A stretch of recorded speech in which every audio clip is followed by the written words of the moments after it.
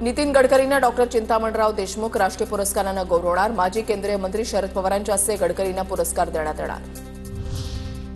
आगामी निवडणुकीमध्ये महिला उमेदवारांची सासर आणि माहेरकडची दोन्ही नावं ईव्हीएमवर येणार। निवडणूक लढवण्यासाठी इच्छुक उमेदवाराचं नाव मतदार यादीमध्ये असणं अनिवार्य।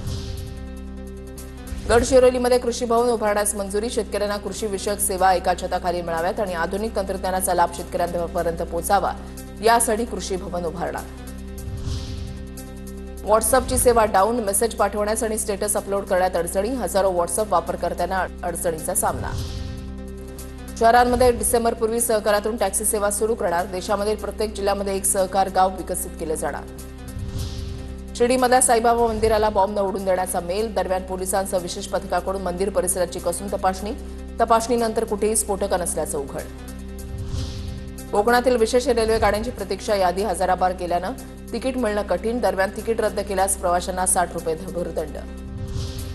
1200 यात्रेकरूंची अमरनाथ यात्रा स्थगित। राज्य सरकारकडून तीर्थदर्शन यात्रेचा निधी न मिळाल्यामुळे अमरनाथ यात्रा स्थगित।